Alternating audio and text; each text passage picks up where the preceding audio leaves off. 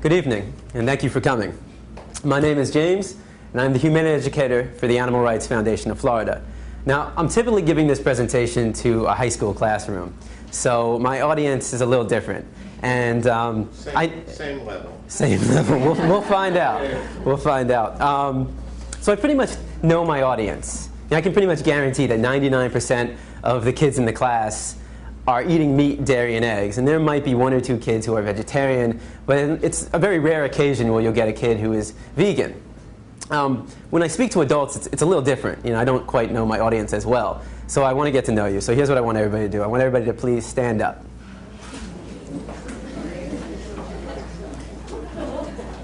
All right. Now, if you are vegan, meaning you choose not to eat any meat of the animal, no flesh of the animal, no cows, no chickens, no pigs, no turkey, and no fish, all right, surprise, surprise, a fish is not a vegetable, no dairy, no cow's milk, no cow cheese, no cow butter, no cow ice cream, and no eggs, please have a seat. So if you are vegan, please have a seat. Okay. Now, for the rest of you, you'll have to remain standing for the rest of the presentation. All right, now everybody have a seat. There's another benefit of talking to high school kids, and that's they're not afraid to participate in the presentation. They'll say whatever is on their mind, whether I like it or not. But with adults, it's a little bit harder. It's like pulling teeth. Now, this presentation is designed to be interactive, meaning I want you to actually participate. I want you to engage. I mean, think about the presentation. It's like a Rorschach test. Right? I show you a picture, and you tell me what you see. All right. So the maturity level is the same as high school students. It's a mushroom, people. All right. How many of you have ever seen the movie The Matrix?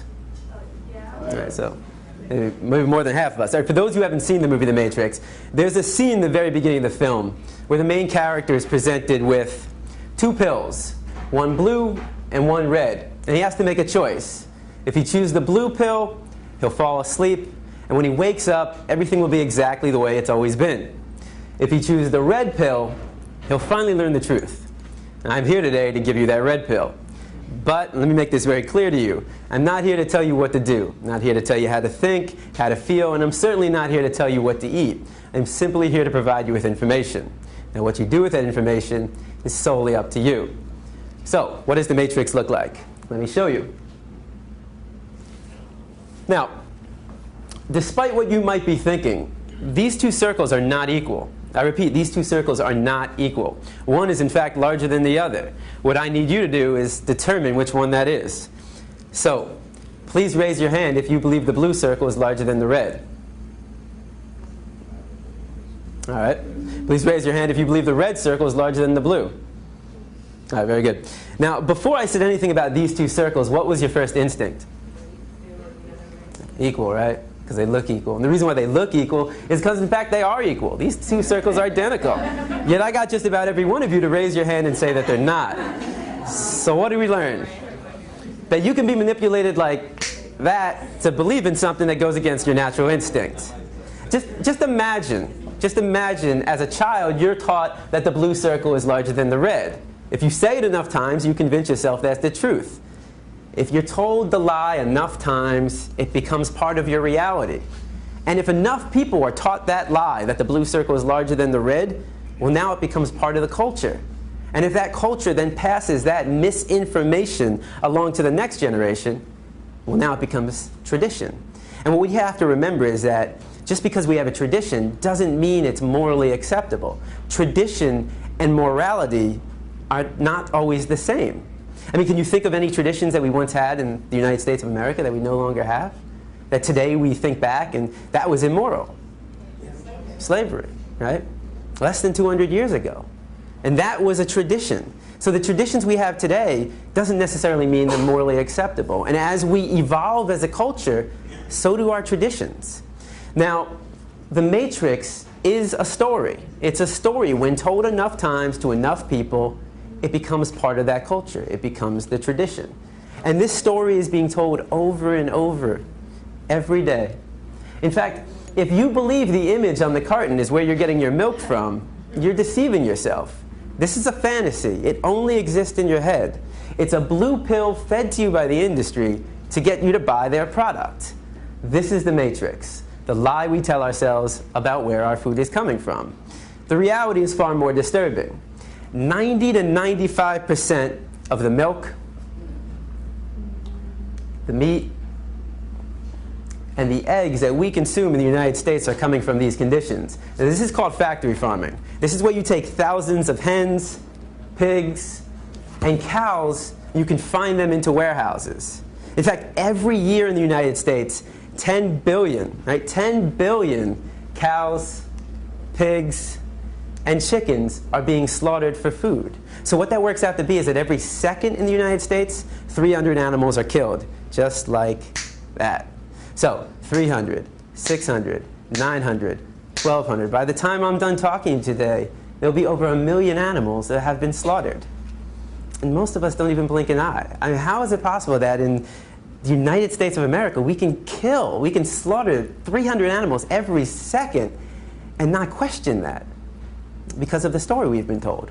The story justifies the action. If you say it enough times, you actually convince yourself that's the truth. How many of you were taught as a child you need to eat meat to get protein? I mean, I know I was. How many of you were taught you need to drink cow's milk to get strong bones? Not dog milk, not chimpanzee milk, not elephant milk, not rhino milk, not hippo milk, not tiger milk, not lion milk, not giraffe milk, not elephant milk. Did I say that already? I think you get the point. Not even our own mother's milk, but we need to drink cow's milk to get strong bones. The absurdity of drinking the milk from any other species and any other being besides our own mother, when it's said enough times, loses its absurdness. So all we're going to do today is find out if the matrix is telling the truth. Now, the first thing we've been taught is that our diet is natural. You know, we eat meat, dairy, and eggs, so therefore it must be natural. So let's find out. Now, you have two images on the wall. All right, again, remember the Rorschach test. You have two images on the wall. I want you to tell me all the thoughts that come to mind when you see the image on the left. And don't be afraid to scream out. Nobody's going to get sent to the principal. What do you see? Fresh, yum, sweet. Right? If I came into the room with a basket of strawberries that looked just like that, organic, and I put him on the chair right here, now what would be your thoughts? Okay, same thoughts. What would you think if one of us got up and started chewing on the strawberries? Maybe we'd want to join in. If I come into the room with a basket of strawberries, how many of your mouth starts to salivate? Your mouth starts to water? If I take a strawberry and I put it under your nose, what do you smell? If I take a knife and I slice that strawberry in half and put that under your nose, now what do you smell? Notice how all the sensations remain the same. You see a strawberry and it looks like a strawberry. You smell a strawberry and it smells like a strawberry. And you take a bite out of a strawberry and surprise, surprise, it tastes like a strawberry. Banana? Exactly, it's a strawberry. But what thoughts come to mind when you see the image on the right? Cute. It's kind of a rigged audience. You're in a vegan restaurant. But you know, when I go to a classroom, you know, half the response, you'll get half the kids who say, "Oh, cute, animal, pig, Wilbur, babe." So half the class will see an animal, and the other half of the class will see bacon, sausage, ham, pig, sweet pork, and hot dog. They'll see a food. It's one or the other. You're either seeing an animal or you're seeing food. Now, what would happen if I took one of the pigs living, brought him into the room right here, and put him right in front of you? Does that change it? Now what do we see? And I mean, what would we think if one of us got up and started chewing on the pig? Not very normal. If I come into the room with a pig under my arm, how many of your mouth starts to salivate? Right? If I take a pig and I put it under your nose, what do you smell? You smell a pig. Just like if I took a dog and put it under your nose, you smell a dog. A cat, you smell a cat. If I took a knife and I sliced that pig in half and put that under your nose, now what do you smell? You smell the stench of death. You smell a rotting corpse, bacteria, decomposing flesh. You see, there's a process involved, and I'm here today to show you that process of how you convert this animal into this product. Why should it be kept a secret? Why should we not know what we're participating in and what we're putting in our body? Now, let's make the situation slightly more realistic. If I were to put a pig on this side of the room living and a butcher's knife on the side of that room, I mean, how many people would be willing to pick up the knife and take the life of that animal? It's very rare, right? And if somebody did that, that's all right, but how many people in this room would try to stop that person from doing that, right? Would we try that? Of course. That's compassion. I mean, that is the greatest quality of the human race. There's no other species on this planet that has that level of compassion to extend to all living beings. But if you would stop somebody from killing a pig in front of you, and then go home and have this for breakfast. Well, that's called hypocrisy. You know, just because it comes in a nice, neat package all dressed up in your supermarket, just because you didn't take the knife and shove it through their jugular, just because you didn't get blood on your clothes, and just because you didn't hear their screams doesn't mean you didn't participate in the killing. Every time we buy this product, we are supporting somebody else doing what we ourselves wouldn't want to do, what we ourselves wouldn't want to see, and what we ourselves wouldn't want to hear. Now, if you still see bacon sauce in the hand when I bring a pig into the room, what happens when I change it to... Oh, one sec. I'm supposed to like not... There we go. All right. Oh, right. It's the common response. Now, I've never heard anybody say yum. Nobody ever sees dog feet, hot dog. So why not? Why don't we see a food? Well, we've been accustomed to view this animal as our pet. I mean, how many of you have a dog or a cat, right? How many of you have a pig? Not so much. All right, so, but there are other cultures. There are other cultures. Again, the cultural story for us is, this is your pet. In another culture, certain parts of the world, they eat cats and dogs. That's their culture. That's their story they've been told. And how do we feel about that? A lot of people think it's disgusting, right? I imagine every one of you probably thinks it's disgusting to eat a dog. Why would it be disgusting to eat this animal and not disgusting to eat this animal? Why would it be wrong to eat this animal and right to eat this animal? And most importantly, why would it be wrong to kill this animal and right to kill this animal? Culture. It's culture. It's the story. It's the matrix that we've been told. One culture sees this as a pet, this is a food. Another culture might see this as a pet, and this is a food. Another culture might see them both as food. Certain parts of India, the cow is sacred. They would never think about eating a cow in certain parts of India. Is that wrong? Is that unnatural? That's just the story they've been told. But culture is just a story. That's all it is. It's just make-believe. What I'm concerned with is what is natural to the human species. Because every culture has a different story. But you take somebody from Asia, Africa, South America, North America, Europe, and we're all the same species. We're all human beings. So let's take a 3-year-old from any country in the world, and you put that 3-year-old in a room, and you line up 5 animals in front of that 3-year-old. A pig, a dog, a cow, a cat, and a chicken. Do you think the 3-year-old is going to know which one to eat and which one to pet? What's the 3-year-old most likely going to do, or try to do? Play with them all. It's going to try to play with them all. The 3-year-old has to be taught, no, no, no, no. Don't play with him. Eat him. Play with him. Pet him. That's what we were taught. We didn't choose our diet. Our diet is a learned behavior. We were raised to perceive this animal as your pet and this animal as your food. But that's not the natural perception. The natural perception is that they're all of our companions. So our parents chose our diet based upon the cultural story. And if you have children, you base their diet on the cultural story being told, which is the same story. Now, let me give you another example. If you take a baby and you put a baby in a crib and you put on the right side a baby chick and on the left side an apple, which one do you think the baby's going to try to play with and which one do you think the baby's going to try to eat? Most likely, I put the inanimate object, in this case the apple, in his or her mouth. And if the baby, most likely will be piqued by the interest of the thing moving, in this case the thing being actually a living being in the chick. Now, if the baby tries to eat the chick, what's the chick going to do? He's going to run away or peck at him. Now, if you walked into a room with a baby in a crib, playing with an apple and chewing on the head of a live chick, what would you think of that baby? It's like demon baby? You gonna allow that demon baby to play with your baby instead of a play date? Probably not. So if it's not all right for a baby to cause harm to an animal, even when they don't know any better, why does it become more acceptable as we get older, when we do know the difference between an apple and a baby chick? The question is, do we find it acceptable to cause harm to an animal? Well, let's find out. If you don't walk outside right now and you saw somebody taking a baseball bat to a dog's head, what would you do? You take action. At the very least, you'd call the police because you recognize that as a violation of this animal's right to be free from harm. We're all given that right at birth. Every animal on this planet, whether it's a mammal, whether it's an amphibian, whether it's a bird, a reptile, a fish, an insect, we're all earthlings, human beings as well. We are all earthlings. And what do all earthlings have in common? 2 things. We all want to live. We all desire to live. That is what creates the equality in all of us. We all want to live. And the second thing is we all avoid pain. Those two things make us equal. From the largest land animal on earth, the elephant, to the smallest, the insect, the ant, and everything in between, from the dog, the pig, to the human being, we all desire to live, and we all avoid pain. Now, if you were to walk outside right now and you saw somebody taking a baseball bat to a pig's head, would your emotional response not be the exact same thing? Of course. Because the question for you is, what's the difference? What's the difference between the two? Right? Is there a difference? You might think one is cuter than the other, but that says more about you than anything about these two animals. You know, a lot of kids will say, well, the nose looks different. But I say, but they both got a nose to smell. Some kids will say, well, he's got hooves and he's got paws. I say they both got feet to walk and run. Some kids say, well, his ears are going up and his ears are flappy. They both got two ears to hear. They both got two eyes to see. They both got a heart to beat and a mind to think.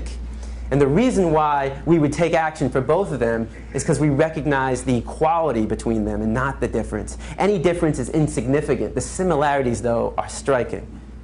We know they're equal, yet every time we sit down for a meal, we create that separation. We create that inequality.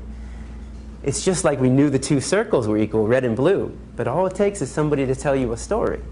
Now, what we most importantly recognize is that all animals have feelings. But how do we know? And how do we really know? Or how do we even know that humans have feelings? Well, I mean, of these feelings, what's most important to you? Happiness, right? How do you know if somebody's happy? If I said to you right now, this is the happiest moment in my life, would you believe me? Hopefully not, no offense. So, how are you going to tell if somebody's happy? They're smiling, they're laughing. I can take somebody in this room who doesn't speak your language, but you can tell how they're feeling by their expressions, the sounds. It doesn't have to do with a language, though. What about other animals? Well, they wag their tail, they bark, they jump up and down, they play with each other, they lick. So all these are signs of how they feel. What about pain, though? If I said to you right now, my right hand is killing me, would you believe me? I haven't given you any signs. It might, though. It might be killing me. There's only one person in this room who knows if it's actually killing me. That's me, of course. If I say, well, let's say I was to trip over my feet here, though, and nail my head against the side of this table, start bleeding profusely out of my head, and I'm screaming on the ground, would you believe I'm in pain? Of course, I'm showing the signs. Here's a test. You take your hand, you put it over a flame, what happens? Burns, right? What's your reaction? Pull back and scream. You take a dog's paw, put it over a flame. What's his reaction? Same thing. Pull back and scream. You take a pig's leg, put it over a flame. Same reaction. You take a dog, a pig, a cow, a chicken, a goat, a duck, a horse, a rat, a mouse, any animal that's living, put a body part of the flame, they all have the same reaction. You take a fish out of water, and what's their reaction? Start flopping around. Why? They can't breathe. You want to know what it feels like to be a fish out of water? Have your loved one put your head underwater and not let go. And it really wouldn't be your loved one, though, if they're doing that. That's what it feels like. Of course fish have feelings. They're not vegetables. If you take a vegetable, you take a plant, you take a strawberry, and you put it over a flame, and what happens?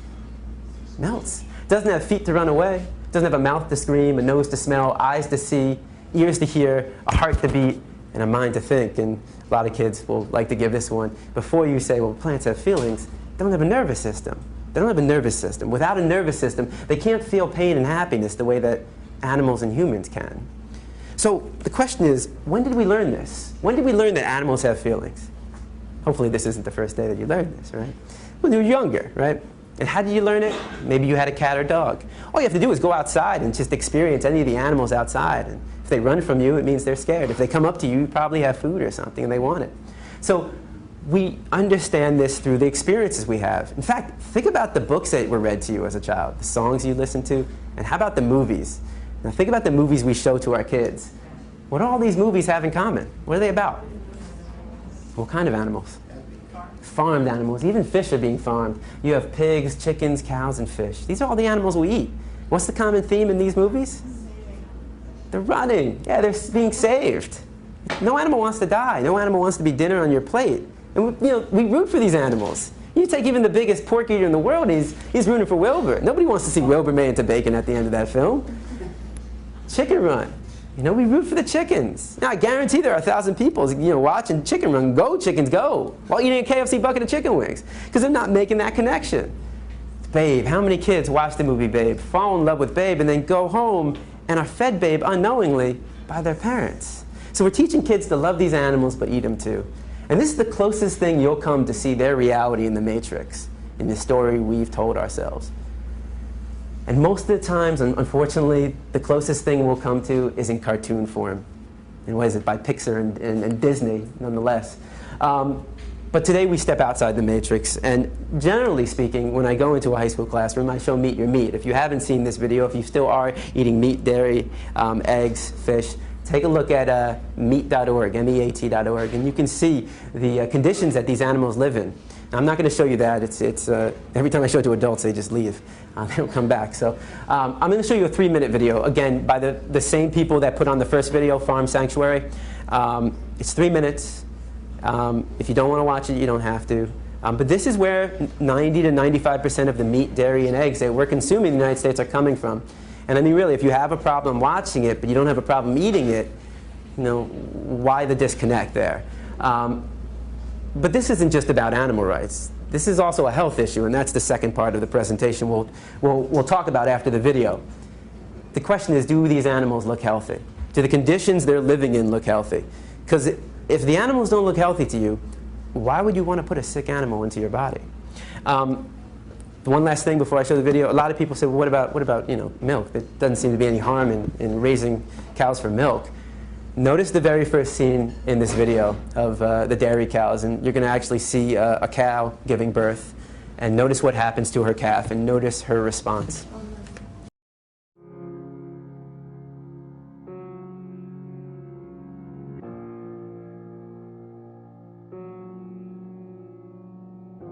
If I could talk to animals that are being confined and abused now in factory farms, I would say I'm sorry for what we're doing to you. I wish it wasn't this way, and I'm doing everything I know to stop it, and hopefully we will be able to stop it. There's not really a whole lot of good you can say. I mean, you just gotta hope that it can stop, and hope that people will recognize the harm we're causing and will choose a different way.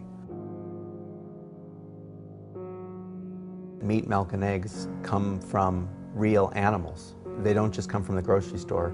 And these animals desire to live, and they want to be free of pain and suffering and fear. And on today's farms, these animals only know fear and pain at human hands. They never know human kindness. They never know mercy. And when people buy these products, they are unwittingly supporting that type of cruelty and that type of callousness. The workers, they have to lose part of their heart. They have to shut their eyes to certain aspects of what they're doing. Can you imagine what it would be like to cut the throats of animals for 8 hours a day? It's a bloody, violent job, and nobody should have to do it. I don't know what it means that, we can participate in such cruelty without paying attention to it, without caring about it, without wanting to do different. Citizens want to assume that animals will be treated humanely, that there are laws on the books to prevent cruelty. And people are usually surprised to learn there aren't.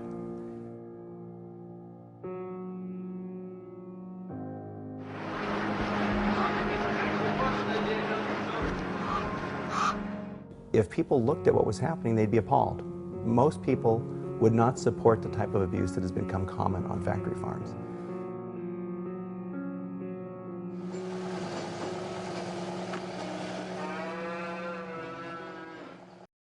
The common response is, why is this happening? And there's a very simple explanation for why it does happen.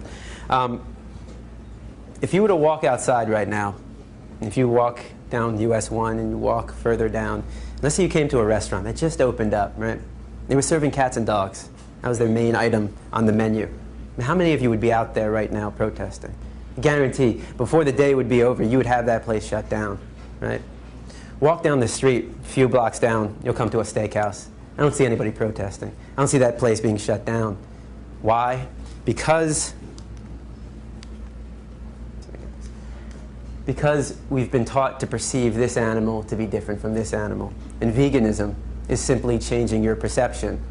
That's it. That's all it is. You just change your perception.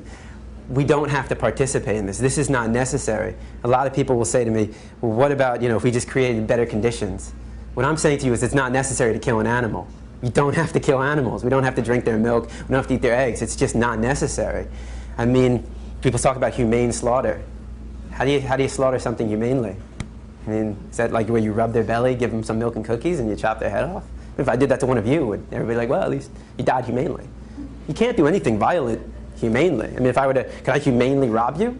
Humanely rape you? What does humane theft look like? Is that where I come up to you and I say, hey, I need you to do me a favor. I need you to come up here and take your wallet, put it on the table right here. Take all the credit cards, cash, everything, put it on the table right there. Pretty please, with a cherry on top. Would that be humane theft? I mean, would everybody be like, hey, if I'm going to get robbed, I want him to do it. He's pretty nice about it. Of course not. Nobody wants to be robbed. Nobody wants to be killed. Nobody wants to be raped. It's not necessary. Think about it this way. How many of you do not own a fur coat? Raise your hand if you don't own a fur coat. Yeah, that's what I thought. Why? Why don't you own a fur coat? Because it's cruel and unnecessary. Because it's cruel and unnecessary. What about if I said to you, you know what? We're going to take some minks, all right? We're going to raise them for, fur coat. We're going to raise them, but we're going to, give them a lot of room. We're going to cage free range, organic food. They're going to live like kings and queens until we kill them, of course. After a few weeks, a few months, they won't live to their natural age. But we're going to create humane fur. Would that be acceptable? Would you go out and buy a fur coat? No. Because it's not necessary. A fur coat is not necessary, especially here in Florida, but it's not necessary anywhere. You don't need a fur coat to survive. You don't need to eat animals to survive. It's not necessary. It's just sugarcoating something, humane slaughter. So let's take a look at what we are participating in. This is a battery cage, all right? It's literally the size of a milk crate, just like this. You take 4 to 6 hens, you put them in a crate this size, and you burn their beaks off. Why? Because in these conditions, they become aggressive. It'd be like if I took everybody in the first and second row, put you in that corner, and sealed it off. Kept you there for, 48 hours straight. I guarantee you're not going to remain friends for that long. You want more space. So they're denied the ability to do what's natural to them, spread their wings, forage. So how does the industry solve this problem? Cage-free, free range. I mean, that sounds pretty good. Who in this room doesn't want to live free, right? This is a cage-free farm in Virginia. It's just a label. It's just a label. It makes us feel better about what we're participating in, but it means absolutely nothing to the animal. Cage-free simply means you can take 500 hens and put them in this room. According to the industry, that is cage-free. Question is, what is your definition of freedom? Does this apply? Now, even on the old McDonald's farm that we all have stuck in our head, even if you find that magical farm, and good luck finding it, doesn't matter. Because all male chicks born in the egg industry are thrown out. Literally. Why? It seems kind of wasteful. Why throw out the male chicks? They don't fit into the equation. They don't serve any purpose to the industry. So we cage them, we debeak them, we still cage them, call it freedom though. We can still debeak them in these conditions, and we throw out all the male chicks, whether it's cage-free, free-range, or organic. Whoops, that was the wrong way. All so that we can have this. Well, might as well get to know what it is. What is an egg? A lot of people think it's a baby chick. It's not a baby chick. A lot of people think it's a fetus. It's not a fetus. It's not an embryo, which is good. I mean, I don't know why anybody would want to eat a fetus or an embryo in the first place. So what is it? Well, it's an unfertilized egg. That doesn't sound that bad at all. All right. Well, once a month, every woman in this room, or maybe not every woman in this room, sheds, or at some point, sheds an unfertilized egg. What is that called? Period. Congratulations. You're eating a hen period. It's the menstruation cycle discharge of a hen. Now, I'm not going to eat a woman's period, just like, why should I have a hen period? There's no need to eat any period from any living being. It is disgusting, and, we should call it what it is. I mean, if we were just, when we were young, when we were kids, and, our parents said, hey, you want some scrambled hen periods for breakfast? I'll pass. It's like honey. What is honey? Yeah, it's vomit. It's regurgitated throw up. They throw up for their own cells. They take the nectar, they digest it, and they throw up. And it's for their own cells. They're not producing it for us. We call it honey because who in their right mind would want to buy a product called bee vomit? I mean, you know, you put vomit next to any product in the supermarket, and I guarantee it's not going to sell. Doesn't take a business expert to realize that. All right. What about milk? Well, even your happy cows in California are hooked up to machines. This is the way it is. All right. Now, when does a cow start producing milk? During pregnancy. She starts lactating during pregnancy, right? That's funny. I mean, I've been to a lot of schools, and I'll get even high school teachers who will say, huh, I didn't know that. I just thought there was this magical cow that just produced milk. It's like, okay, all mammals produce milk when they're pregnant. And how does she become pregnant?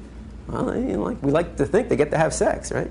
At the very least, they get the pleasure of sex. But there's no sex on the farm. The farmer's not going to wait for a cow and a bull to get it on. He's not going to set the mood, light some candles, put on Barry White. It's a business. He's running a business, you know? And the business is not in the welfare of the animal. It's in producing a profit. So how do you get a cow pregnant without a bull?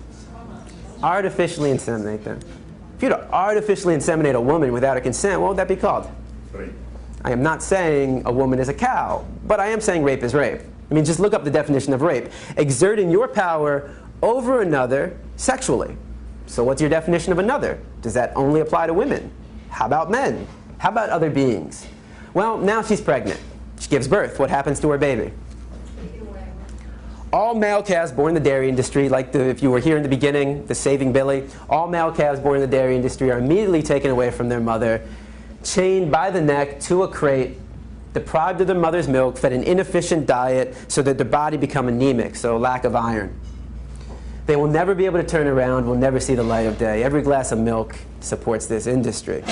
And some people say, well, veal is the cruelest industry, or foie gras, where they shove a pipe down a duck's throat. I mean, cruelest industry. How do you put pain in some kind of like, okay, well, it's pretty bad right here, but it's not so bad here. Pain is pain. Suffering is suffering. Don't categorize it. This is all suffering for these animals. Why do they do that to the male calves? Just like the male chicks, they don't fit into the equation.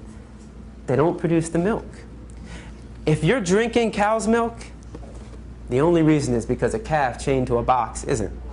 Now, what about the female calves? They too will be taken away from the mother. Why? Why would the female calf that will grow up to be like her mother, which is a constant cycle of impregnation, birth, and milking, why would she be taken away from the mother? Right, and we want the milk. How do you think it makes a cow feel to have her baby torn away from her? Anybody who's a parent, how would you feel if you had your baby torn away from you? All milk, whether it's organic, meaning they don't put in, the hormones and the pesticides, doesn't matter. All milk is stress milk. That's not something you pasteurize out of the milk. It's part of it. It's part of it's like it's part of the meat, part of the cheese. It's part of what you're drinking. It's stress. Now, biologically speaking, who was a cow producing milk for? Biologically speaking. The baby, not for us. Just like, when your mom was pregnant with you, who was she producing milk for? It was for you. It wasn't your daddy, it wasn't the neighbor, it wasn't the dog or the cat, it was for you. All mammals produce milk for their young. Where do all these animals get their milk from? And when do they stop consuming milk? We're the only species on this planet to take the milk from another animal, and we're the only species on this planet to continue drinking milk after infancy. And if you really don't think it's that weird, because people say, well, you don't eat cheese. Cheese is just spoiled milk. You don't eat cheese. You don't drink cow's milk. That's extreme. That's crazy. Is it really that extreme to not take the milk from another animal? I mean, and if you don't think it's that extreme, if I brought a pregnant woman into the room right now, how many of you would want to drink her milk? You're not a baby. It is extreme. Now, if cow's milk is meant for a calf, if cow's milk is biologically meant for a calf, why would it be necessary for humans to drink? It's not. Cow's milk is no more necessary than drinking dog milk, chimp milk, pig milk, or elephant milk. The only milk you need was from your mother when you were a baby. You're not a baby anymore. You're not a cow. You're not a calf. Well, what about if I said to you, you're walking in Publix, Whole Foods, Winn-Dixie, maybe Winn-Dixie more likely, and you come across not cow milk, but chimpanzee milk. That's why I said Winn-Dixie. No offense to shop at Winn-Dixie. I can't picture, well, I don't know, maybe Whole Foods. But, all right, so chimpanzee milk, right? How many of you would buy it? Probably not, right? That's disgusting. Why would it be disgusting to take the milk from one animal, but not disgusting to take the milk from another animal? In fact, if you're drinking cow's milk and you find chimpanzee milk, I'd say make the switch. It makes more sense. Why would it make more sense to take the milk of a chimpanzee? Hey, look, if you're going to take the milk from any animal, wouldn't you want to take the milk from an animal that shares 98% of our DNA, 99%? I mean, doesn't that seem to be the logical conclusion? I choose you. That would seem the logical conclusion.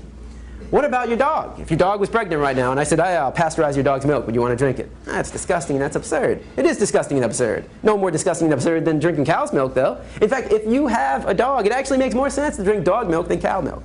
Why is that? Well, how many of you have a large dog? Okay. How much does your dog weigh? 110. Wow, what kind of dog? What kind of dog? American Bulldog. There we go. All right, 110 pounds. That's pretty close to the human weight, right? 110 pounds? That seems to make sense. This animal weighs 2,000 pounds. Why put a product meant for a 2,000-pound animal into this? A baby doesn't even know why. All right. A baby on average weighs 7 pounds at birth. I really don't know where I'm supposed to be pointing this. It's like a magical wand. There we go. A calf weighs 90 pounds at birth. At birth, 90 pounds. Baby, 7 pounds. Calf, 90 pounds. The calf will grow to 500 pounds in under a year, in 9 months. 410 pounds in under a year. What makes them grow so large so fast? The milk. But of course they're not getting the milk, and if it's not organic, what are they getting? Hormones. They're getting steroids. Again, that's not something you pasteurize out of the milk. And how do you keep animals healthy in these conditions? You pump them up with antibiotics. 70% of the antibiotics produced in the United States are fed to farm animals. That's not good. Right? That is not good. You wonder why so many people are dying in the hospitals? They get some infection and they take these antibiotics and they don't work anymore. So how do we actually justify putting a product meant for a 2,000-pound animal? They grow to 2,000 pounds in 2 years into this. Well, the story. Once again, the story justifies the action. Say it enough times, you convince yourself it's the truth. Every story has an author. Who is the author of this story? Dairy. Right. And what is the ultimate goal of the dairy industry? I mean, why would the dairy industry be some holier-than-thou company? I mean, if I said to you, cigarettes, it does a body good, you'd probably say I work for the cigarette company, right? And none of us would believe that. But why believe this? And if you believe that milk does a body good, why would 75% of the human population be lactose intolerant? Do you know what that means? That means 3 out of every 4 people on this planet, when they drink milk, they suffer from one of these symptoms. Diarrhea, stomachache, gassiness, bloated, ear infection, excess mucus. And that's normal. If you suffer from any of these symptoms, stop drinking cow's milk. Your body's trying to talk to you. Your body's saying, look, I can't do it anymore. Stop. Listen to your body. Your body knows best. Of course, the dairy industry will come up with a new product called, what, lactate? They put the enzyme. You see, the reason why most people are lactose intolerant is because all mammals, and human beings are mammals, have an enzyme known as lactase. Put an A right there. That enzyme breaks down the sugar known as lactose. As we mature, we lose that enzyme. So it's normal to be lactose intolerant. But of course, the dairy industry starts injecting the enzyme into it. That's not normal. That's not natural. And again, you're going against what your body is telling you. The dairy industry says, listen to us. We know better than your body. They don't. Your body knows best. You are your best doctor. But it must be good for kids, though, right? I mean, because every school I've been into, elementary, middle, and high school, is all one product being served. What product is that? Milk. Well, what's the number one cause of food allergies among infants and children? Anybody want to take a wild guess? No shit. All right, so if most people on this planet can't consume milk, and most children and infants, if they have an allergy, it's from milk, cow's milk, and not peanuts, but cow's milk. Why again are we drinking this? What have we been told? Drink milk, get strong bones. Does a body good. What does a body good? Calcium does a body good. The question is this the best source of calcium? Let's find out. Countries that consume the most milk. What countries drink the most milk? US. I go into classrooms and you get kids being like, Florida. All No, Norway would be on this list as well. What is osteoporosis? It's a loss of bone density. It's literally weak bones. Remember what you've been taught. Drink cow's milk, get strong bones. What countries have the highest rate of osteoporosis? All right, well, either it's just a random coincidence or there's more to it. The more to it is this. Any product that comes from an animal has animal protein. That makes sense. Animal product, animal protein. Well, that animal protein, you know, protein is the amino acids, the building blocks of protein. Those amino acids, which are good, unfortunately, though, they're high in sulfur. So you want amino acids, but the problem with animal protein is that those amino acids are high in sulfur. When you put that in your body becomes acidic. You're making your body acidic, and your body's not meant to be acidic. It's meant to be alkaline, right? The pH balance is going lower than what it should be. So how does your body compensate? Well, they have to neutralize the acidity. So what do? They start releasing calcium from the bones. So the more cow's milk you drink, according to these statistics, the weaker your bones can actually become. The more animal protein you eat, the weaker your bones can actually become. In fact, if you look at countries in Africa and Asia, they don't suffer from very high rates of osteoporosis. They also don't drink very much cow's milk, if none at all, and they also don't eat as much animal protein. Now, kids will say, yeah, but wait a second, what do I put on my cereal? Problem solved. The diet for you have a chance to diagnose them, that's not the problem. Right, it's because this information isn't out, I mean, it's out there, but people aren't being taught it. And this is, you know, this is basically the alternative perspective. And, you know, you can do your own research and find out if what I'm saying is valid or not. But, I mean, you can go with these alternative milks. And a lot of people are like fake meats and fake milks. No, they're not fake, they're real, right? These are real products, and they come from plants. You have the soy milk, the almond milk, rice milk, coconut milk, oat milk. You can do hemp milk, high in protein. So these are alternatives that you can do. And I know you've all heard of a taste test, right? Well, let's do a health test, all right? So here we have the milk that comes from an animal, and here we have the milk that comes from a plant, a soybean. All right, there is 150 milligrams of calcium per half a glass in your cow's milk. How many do you think is in your soy milk? It's the same. It's 150. It's the exact same in a half glass. All right, so what's the difference? Well, this comes from an animal, and once again, animal protein can leach calcium out of the bones, and all animal products, meat, dairy, eggs, fish, is high in cholesterol. It has cholesterol, and your body naturally makes cholesterol. You don't need to put any more cholesterol in your body. So this has cholesterol. This doesn't. All plant products don't have any cholesterol. And all plant products, everything you see up here, everything you see over there on the table, fruits, vegetables, rice, beans, has fiber. Has fiber. So plants have fiber and no cholesterol. Animal products, no fiber and high in cholesterol. So again, let's do a health test. High in cholesterol, no fiber. High in fiber, no cholesterol. Which one do you think is the safer choice? I rest my case. All right. But you don't have to do this. I mean, human beings don't really need to drink anything besides water. I mean, that's really all we need to be drinking. And you can have your orange juice and your apple juice, but we just need water. Now, again, this is for the cereal. But you can get all your calcium from plants. I mean, just think about it. What is the largest and strongest land animal on Earth? An elephant.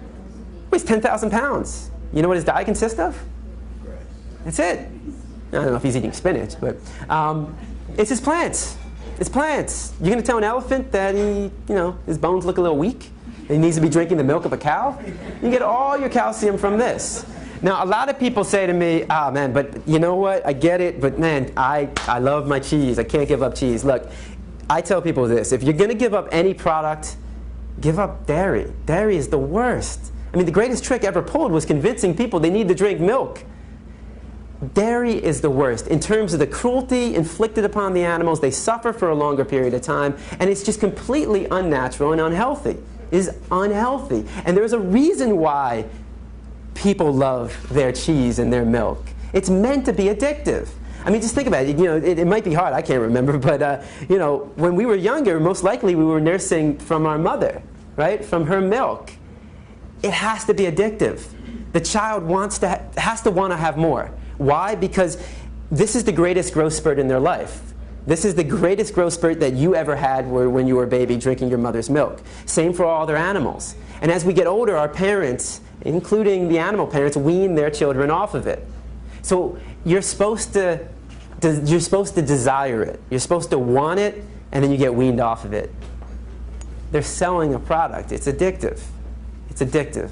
It has a chemical called casomorphine. When you digest it, that chemical is released. Casomorphine.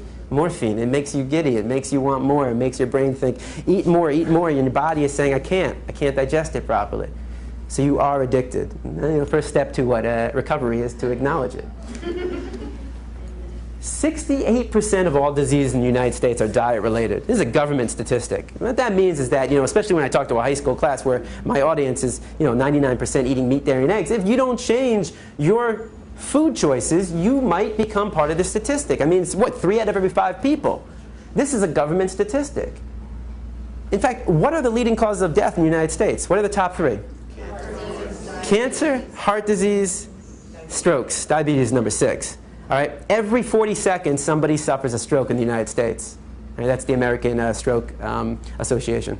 The American Heart Association says that every 24 seconds, somebody suffers a heart attack in the United States. And the Institute for Cancer Research says that every day, 3,400 people in the United States are diagnosed with cancer. Okay? 3,400 people every day, new people. How many people in this room know somebody or knew somebody who has or had cancer? Raise your hand. Take a look around you. Isn't it we find this a little disturbing? I mean, we might be living longer, but we're living longer with diseases that haven't been around, that they're more rampant than they ever have been. In fact, I've been reading that they say that the children today, the young generation today, will die at a younger age than their parents. Meaning that, if your parents live into 75, they might die at 70. And we're just going down. How is that possible? In fact, is the 68% coming from the image on the right or the left? Right. I mean, you ever heard of somebody suffering a heart attack because they ate too many fruits and vegetables? It's unheard of. A key to a healthy diet is a variety of foods and a variety of colors. How much variety do you really see? In fact, why is this causing most of the death and disease? Because despite what we've been told, despite what we've been taught, we look nothing like omnivores, biologically speaking. We don't look anything like carnivores. We look identical, biologically speaking, to our brother from another mother. We look like gorillas. We look like the great apes. We look like the horses, the cows, the giraffes, the elephants, the zebras. How so? Our teeth. Not my teeth, but canines. I love when people say, what about our canines? Really? You really think they're very sharp? I mean, if we had like sharp canines like our cats and dogs, I mean, if you really think you have canine teeth that are sharp, take a look at your cat or dog. I mean, would we be using knives and forks if we had these, right? We have more teeth. Why? We chew our food. Tonight when you're feeding your cat or dog, notice what they do. Limited chewing, mostly swallowing.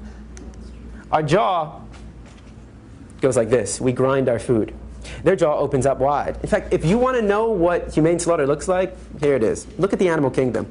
The fastest land animal is the cheetah. It goes 70 miles per hour. Now, a tiger can go about, I think it's about 35, 40 miles per hour. It's pretty quick. Then you have the deer, the antelope, the gazelle. Not as fast, right? So you have carnivores, tiger, cheetah, jaguar, and then you have the deer, antelope, and the gazelle. So herbivores, carnivores. Now, the carnivores are quicker. But what's the difference here? We got on the right side, all right, I guess it would be your left side, the carnivores are all the track and field stars. Quick sprint, out of breath. They don't have very much endurance. On the left side, or again, the right side for you, this would be the herbivores, which don't have as much speed, but have more endurance. They are the cross-country runners. So what we like to assume, or maybe not we don't like to assume, but logic would say, okay, that the faster animal would always get his prey. But that's not the case. That's not the case because you have track and field versus cross-country. So that means that the tiger is only successful in the hunt 20% of the time. That means 8 out of every 10 deer will escape the slaughter. So what kind of deer will the tiger be able to capture? The sick, the weak, the injured, the lost, the old, the young. This animal weeds out the weak. We're not doing anything like that. In fact, if we were meant to be on top of the food chain, don't you think we would have some claws to rip through flesh? I mean, if I brought a pig into the room and asked you to kill the pig with your claws, the pig would probably enjoy it more than anything else. And this is perhaps most important. Your intestines, and Simba will be my representative. Small intestines, large intestines, also known as the colon, small and large. Now, your intestines combined, large and small, make up 10 times your body size. Your body being your mouth to your anus, which is about 3 feet. And then multiply that by 10, and you have 30 feet of intestines in your stomach. And it's, you know, from this wall through that door. 30 feet of intestines in your stomach. Carnivores, omnivores, it's about 3 to 6 times their body length. So let's say that Simba, it would be about, you know, anywhere from 15 to 20 feet. 30 feet, 15 feet. Whose food gets traveled out quicker? Simba's, which is good, because you can call it bacon as much as you want, but once it's in your body, it's no longer bacon. It's decomposing flesh. It's bacteria. And it builds up, and they have, by the way, 10 times the amount of hydrochloric acid to break it down. So we don't even have the pH balance and the enzymes to break it down properly. So what happens?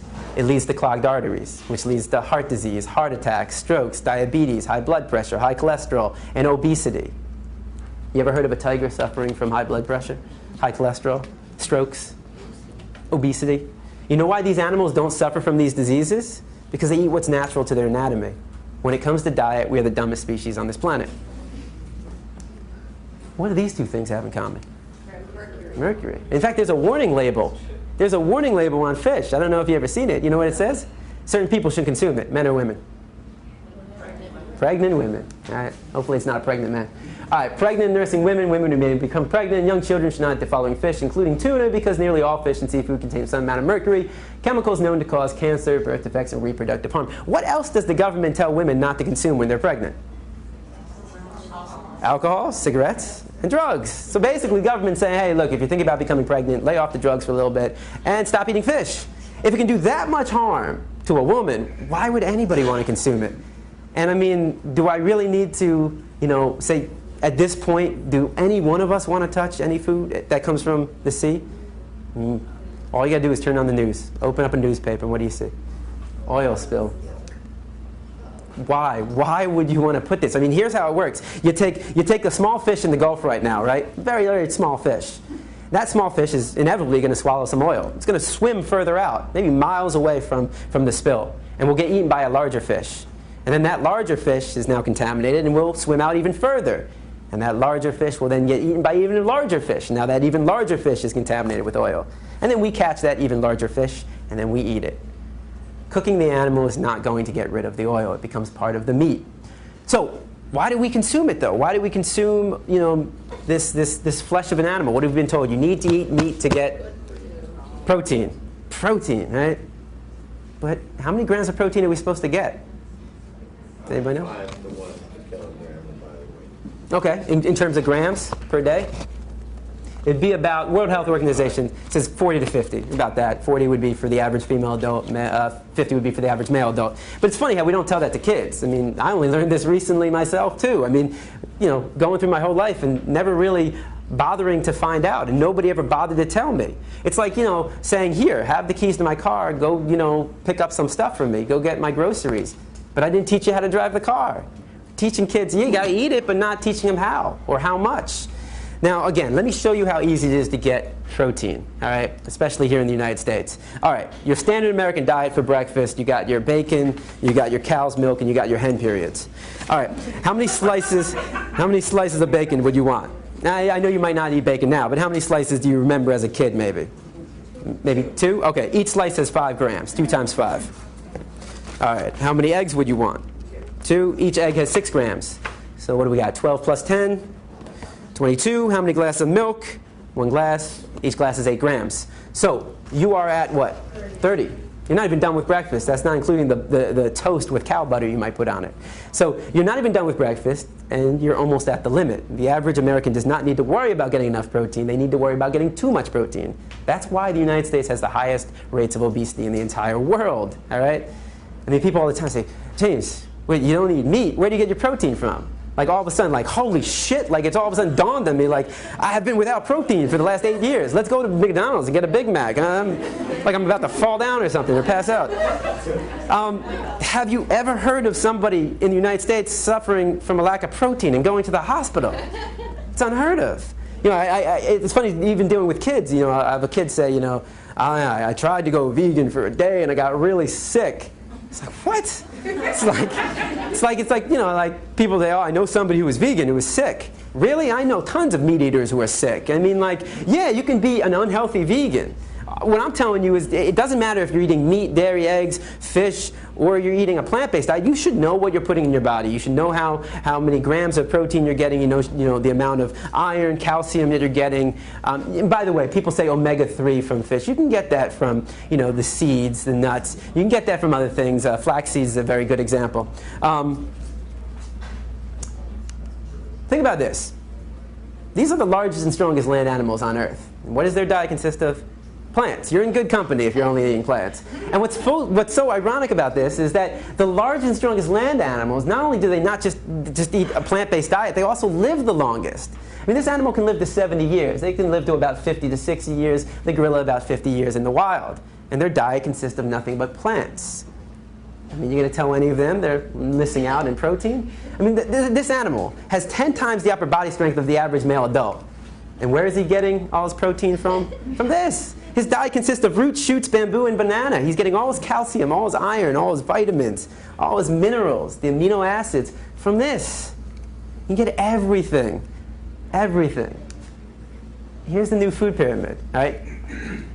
There's two things. Your body is like a machine, okay? Think of your body as a machine. You have to put the proper fuels in it to get it to work properly. If you don't put the proper fuels, it ain't gonna work. And if you put fuels that aren't as good quality as others, that will lead to heart disease, cancers, strokes, diabetes, obesity, high blood pressure, high cholesterol. It's like if you take a Porsche and you fill it up with diesel, what happens? You just screwed your car up, right? And I guarantee, what are people going to say to you when you say, hey man, I put diesel in my car today? You know what they're going to say to you? I guarantee they're going to say, what the fuck is wrong with you? No offense. When somebody puts a hamburger in their mouth, nobody's saying, what the fuck is wrong with you? Stop. Stop. All right? You get everything. All right? I know I said think of your body as a machine. Now think of your body as a house. I love analogies. Think of your body as a house, right? To build a house, you got to start with a foundation. You can't start with the roof. Here's the foundation. This is the foundation. This is where all of it starts. The fruits and vegetables. Key to a healthy diet, variety of foods, a variety of colors. You get everything from this, right? And then you build your walls with the legumes, the beans. And you got the whole grains, the wheat, the pasta, the spaghetti, the rice, the breads. And on top, your roof. You got your nuts and seeds. You can get everything from this, everything. All your vitamins, A, B, C, vitamin D from the sun. You get all your calcium, all your iron, your omega-3, all your protein, the amino acids. Everything from this, everything. Now I know I'm a skinny white dude with glasses telling you to get enough protein, but these guys aren't skinny. Only one of them's white. So as you can see, these guys, their diet consists of no meat, no dairy, no eggs, no fish. There might be some variations. Tony Gonzalez, he might be eating fish. Don't hold me to it. But I know Prince Fielder, who is your 2009 home run derby king, no meat, no dairy, no eggs, no fish. Mac Danzig, who fights in The Ultimate Fighter, he's season 1 champion, UFC fighter, no meat, no dairy, no eggs, no fish. So you can still excel at your sports. You can still gain muscle mass on a plant-based diet. Again, just remember the gorilla. So what do they eat? Instead of dairy, everything a meat eater, a dairy eater, an egg eater eats, I eat as well. It just comes in plant form. No cruelty involved, no cholesterol, high in fiber. And these are all the processed food. This is the transition food. This is where you go when you go from eating meat, and you're making that switch. Instead of poultry, instead of beef, garden burger, veggie burger. Right here, what you see up here, this is one of the best items on the market. And again, not like the healthiest food in the world, but certainly better than your meat. This is called the riblets.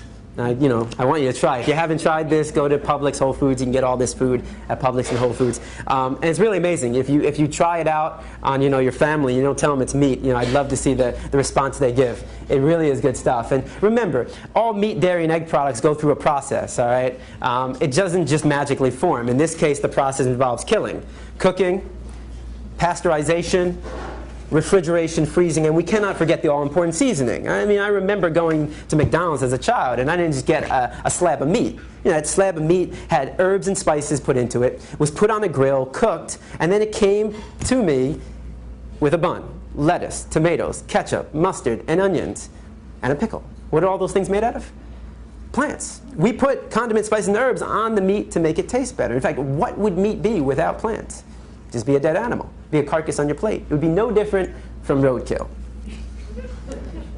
So the word of the day is vegan. And a vegan is somebody who chooses not to eat any meat, dairy, eggs, or fish. And again, how is this extreme? How is it extreme not to be drinking the milk of any other species? How is it extreme not to be eating hen periods? How is it extreme to not be participating in a system that unnecessarily kills animals? A lot of kids say, man, even after all this, they're still like, what do I eat as a vegan? Now, all these products are vegan. There's no meat, no dairy, no eggs, but this is all crap. This is unhealthy. This is the junk food vegan. And you know, kids get all excited. All right, I'm going vegan. I eat just nothing but... It's like, God only knows what to tell the parents. You know, if your diet consists of nothing but Oreos, Skittles, Airheads, Fritos, Sour Patch Kids, and Big League Chew, you're gonna die. This is unhealthy. I don't know if kids hear that, but you know, all right, I'm gonna live. On a healthier note, you know, you have your scrambled eggs, I have my scrambled tofu. Pancakes, you don't have to use cow milk, use soy milk, oat milk, rice milk, almond milk, coconut milk, hemp milk, fruits and vegetables. Spaghetti, pasta, refried beans. You even have vegan sour cream, guacamole, comes from the avocado. Soy cheese, rice cheese, they even have this magical cheese I'll get to in a sec. Veggie burger, veggie dog. Cupcakes, they have egg replacers. I think I'm gonna have them up here. So you can replace the eggs with bananas, applesauce even. You can use soy milk, oat milk, more flour, water.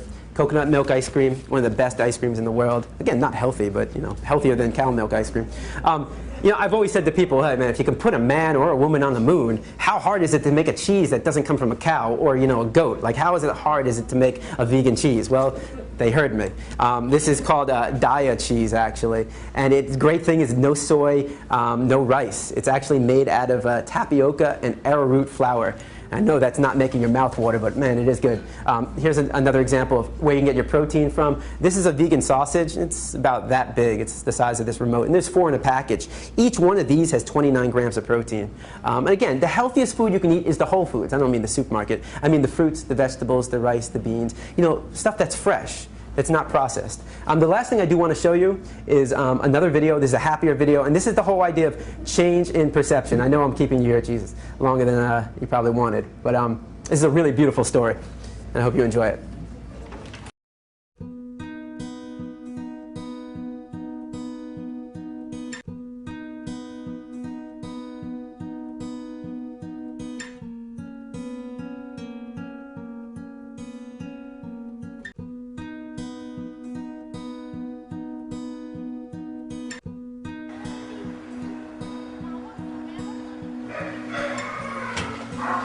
Come on in.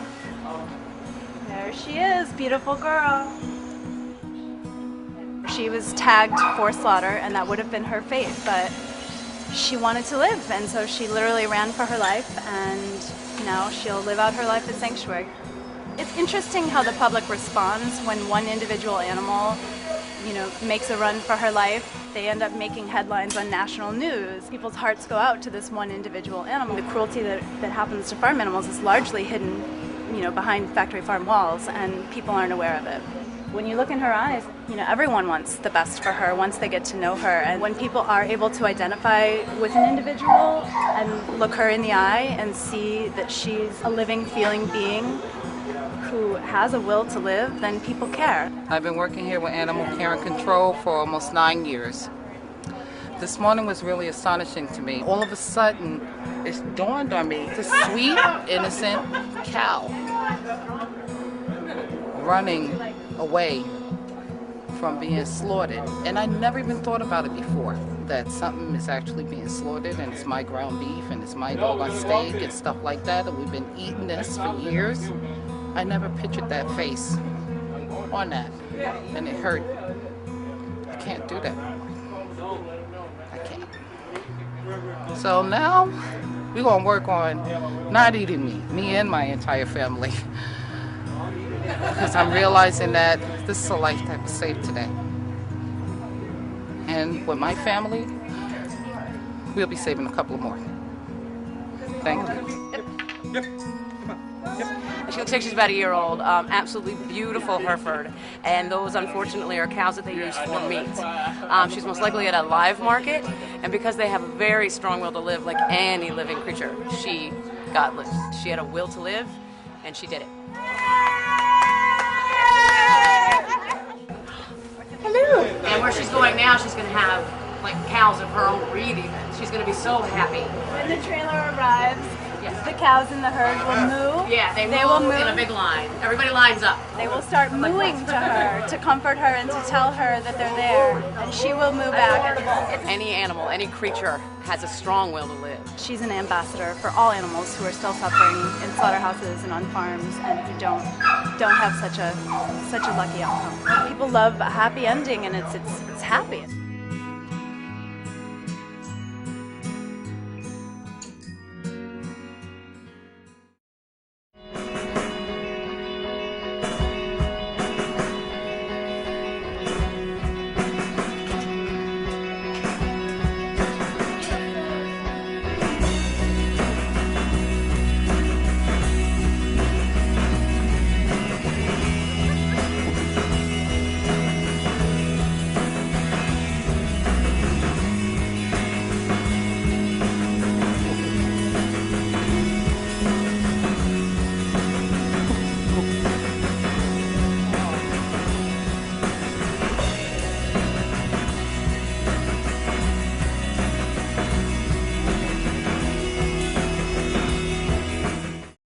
I've seen that like 100 times and I still get goosebumps.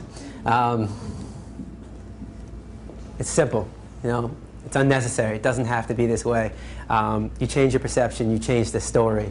That's all it is. It's just the changing of the story, and you know, we can't wait for other people to do it. We have to do it ourselves. Every animal wants to live. Every animal wants to live, and no animal wants to experience pain. If you guys want more information, you can always email me at james@arf.org. You can visit our website for all of this information, arff.org. We're giving these presentations throughout the year.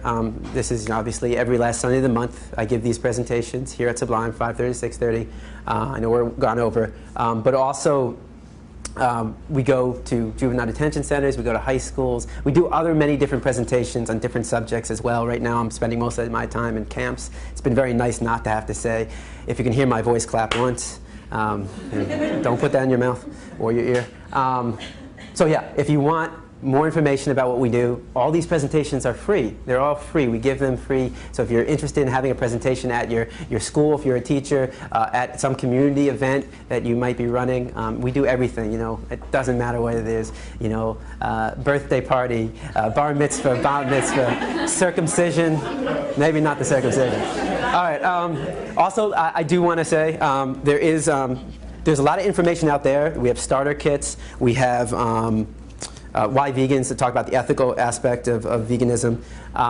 There's also, again, more information on the Animal Rights Foundation. This is a card. This has a list of all the veg-friendly restaurants in South Florida, Miami-Dade, Broward, and Palm Beach counties. Definitely take one of these. It's all out there on the table. This is my card as well. If you have any questions, you can come see me. If you did not print out the email, if you were on the Sublime list and you want $10 off tonight, it's only for the table.